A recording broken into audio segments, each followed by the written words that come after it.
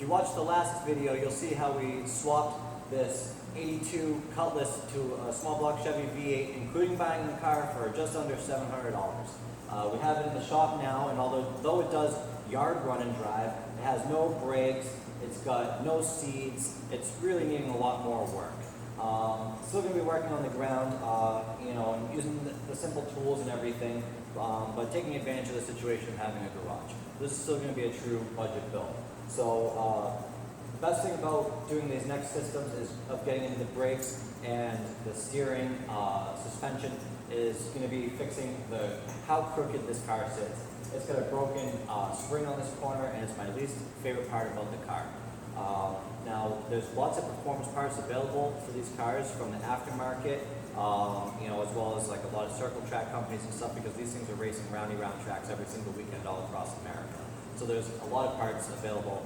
You can also use stock replacement parts as kind of an upgrade. A popular one is Camaro springs for the front and around there. And they offer a similar rate as an aftermarket spring, but the price is a lot less. The Camaro springs, I've noticed, have gone up on price. So we bought S10 springs for the front and Camaro springs for the rear. They're $45 for the pair for the fronts, and it was like $45 for the pair for the rears. But I added them onto an order that had like $20 in shipping for a couple small items, so I really only ended up paying like $20-something for them. Yeah, this isn't a drag car. That tall back end isn't on purpose. You can see how front low it is. The side's basically on the ground. The spring's totally broken. So we gotta fix that. The altitude is the attitude. Come on, don't you all watch Fast and Loud?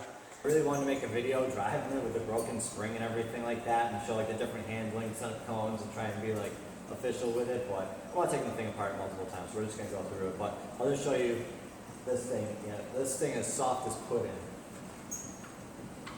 Look at that. This side doesn't even have any travel.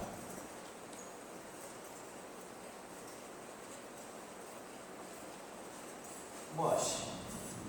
Ain't no performance car around here riding like that. So we got this thing all apart, and it's full of surprises. This spring was also broken, and check out this one on the other side. I've never seen this before. This thing was broken into 4 separate pieces. Wow, I wish I could have been there with them rallying this thing. That must have been an awesome time. This is the new spring that's going in the car. These are S10 springs, and you can see the difference in the thickness between the two. I'm going to cut one coil off of these to start, and hopefully it's not too low for what we're after. And these are the shocks. Look at this thing. Boop! And that's it. They're totally blown out. So everything that we're putting back in here is going to be way better. So before I installed the new coils, I cut about 1 1/4 coil off. That's what it took to get them in there without a spring compressor. And I've done a few of these, so I kind of know what to expect out of the ride height. And yeah, so I would have loved to have bought nice coilovers and had fancy stuff in here, but $45 for the coils, and the shocks were cheapies. They were like $12 or $15 a piece, and we have a new setup here. The spring rates of these are similar to like a Hotchkiss spring. And they'll work well. I ran the same setup in my drift car for years. I also cut off these steering stops. They go here. That should help us a little bit with the performance driving. You can also see we have a large sway bar in here and the steering box, which I'm going to show you the details of that. I installed those in my house before I brought them in. But first, I need to get this thing on the ground and see this stance with these springs. All right, let's get this thing on the ground.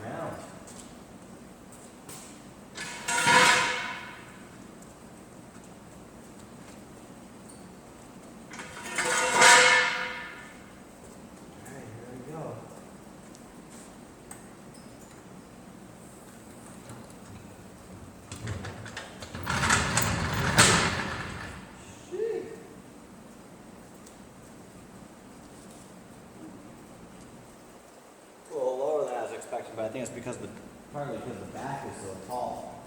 But it's nice to see it sitting level. It's probably never sat level since, before it got jumped.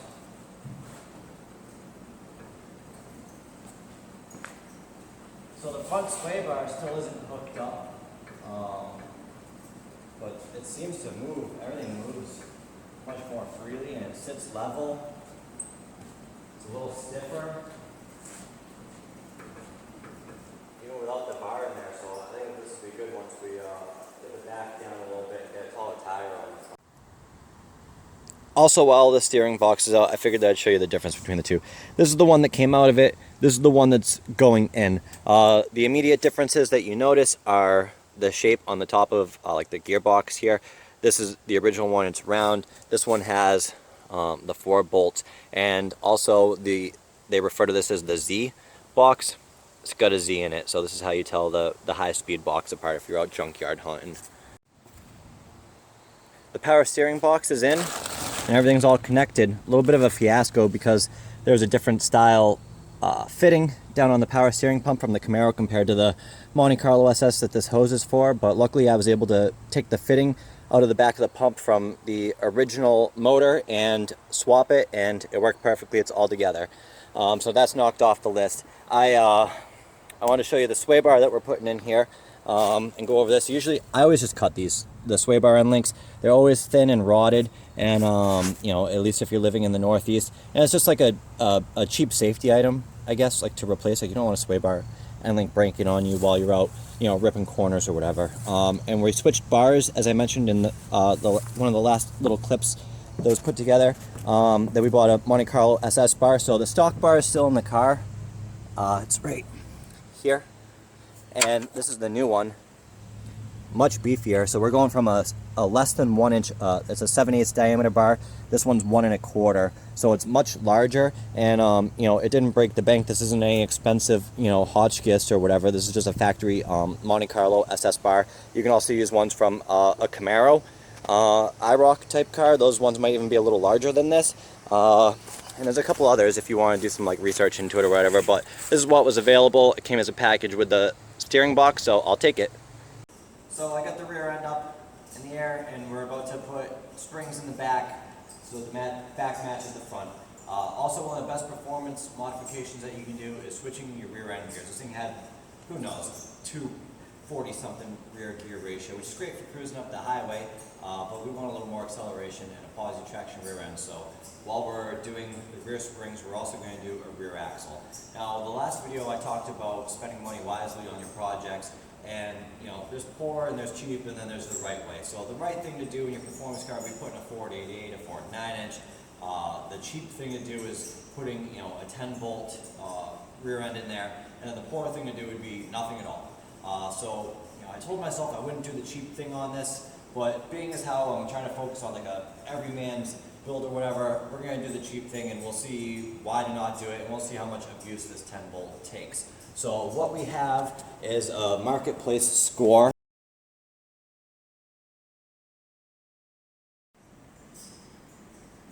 This is the rear end. It's a 7.5-inch 10-bolt out of a El Camino. It's got 342 gears and a factory posi. People always ask about what's a good rear end upgrade, and there's kits to do 8/8 and 9 inches and all this. This is like one of the only really like cheap bolt-in ways. $150 I paid for this used, and it's gonna bolt right in. You can get an 8.5-inch 10-bolt out of like a Grand National. That's a little stronger, but you know, really the best option for these cars is to do like an 8/8 or a 9-inch. But again, we're gonna do this on, you know, as little money as possible, and this is what's available. So also, we're changing the rear springs. These are the ones that came out of the car, and these are the ones that are going in. So you can see the differences in the amount of like lines on the springs and stuff. So these are going to be a lot stiffer. And the other thing is these are pigtailed on both ends, whereas these are not. These are out of a Camaro. So what it'll allow is if I want to cut it to match the height of the back of the car to the front or whatever, we can do that. So let's get this on in here. So we got the old rear end sitting here on the ground, and the new Posi-Track rear end in the car sitting on the new springs. You can see the new ride height, and there's no more motion ocean in this boat, baby. Pretty solid. And the back still has the blown out shocks. I haven't replaced those. You can see how much more solid this car is, but not a whole lot of investment. $45 for the front springs, $45 for the rear springs. I think the shocks in the front were like $15 a piece. Plus the larger sway bar and everything. So there's really not a lot of money into this setup, and we greatly improved the handling. I wish I could have shown it before, after, driving the car, comparison and stuff, but it's just not in the cards. But what a great improvement we've made.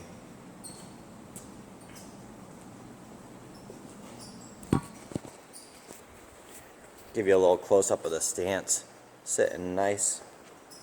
The rear tires they're over an inch taller than the fronts. So we got a little bit of a rake here, but it's starting to look like a little bit of a hot rod now. In the rear we cut 3 coils off of each spring, and the front we cut 1 1/4. So once we get matched tires on there, it should be pretty good.